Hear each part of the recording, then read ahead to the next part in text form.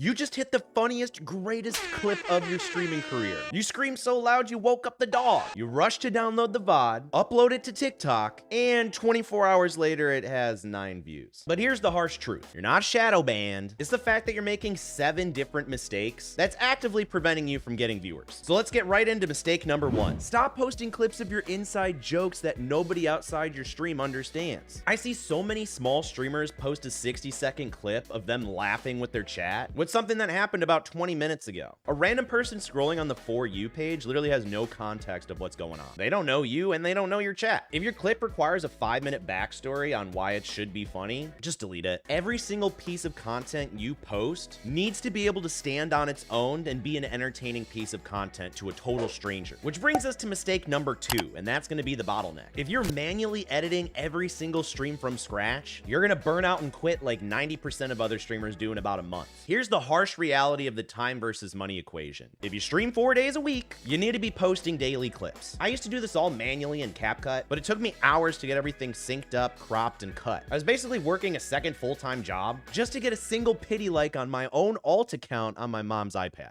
But then I changed my workflow. I stopped pulling out my hair editing manually, and suddenly I started getting clips that hit 400,000 views on TikTok, 200,000 views, and even over 1 million views over on Instagram. The secret was automating all the heavy lifting. I started using Nexus clips, who actually sponsored this short segment in the video. So here's my exact done-for-you pro workflow. Whenever something funny or interesting happens on my stream, I'll just hit the OBS replay buffer button that I have set to a hotkey, and it's gonna instantly save that specific clip to my computer. And then after my stream's over, I'll just log into my Nexus Clips account using my Twitch or YouTube account, and then I'll click on the import clip button, and then I'll upload that replay buffer clip I took. And then instead of spending hours manually editing everything, I literally just go to the framing tab here. I usually pick miniature face cam, and it's just mini enough to fit my giant forehead. And then I'm gonna drag this other one to fit my gameplay. Click on the hook button, and I'm gonna add a little phrase up here after I enable it. And this is where I'm gonna give them a reason to watch. And then I'm gonna pick a style, usually one that's really easy to read and attention getting. Then I'm gonna drag it down so it's not covering anything. And then I'm gonna zoom out with this little timeline thing, go to the sticker option so everyone knows that I'm streaming on Twitch, which I do every Monday. And then I'm gonna drag this all the way to the end because we don't want to annoy our viewers. I usually have it really short. And then we'll go to subtitles, and we're gonna hit the generate subtitles button. And then I'm gonna pick one that pops, maybe this purple one to match the Twitch aesthetic. But that's it. Literally took less than 2 minutes, and all you have to do is hit share, and you can download this clip, or you can directly upload it to TikTok or YouTube Shorts if you want. But doing this consistently has saved me literal hours of time and my sanity, and has allowed me to be consistent, which is the most important part of growing your channel. So click the link in the description down below and save yourself some money using my code so you can start to actually get views on your channel. But you gotta know that a well-edited clip still will not perform if you're doing mistake number 3. If you leave 5 seconds of dead air at the beginning of your clip, your viewer is long gone. You gotta follow the 3-second rule. Short form viewers these days have the attention span of a caffeinated squirrel. You gotta aggressively trim off the fat of your videos. So you gotta find the exact frame of when the action actually starts, whether that's the gunshot, the punchline, and chop everything off before it. Because the hook is the action. You gotta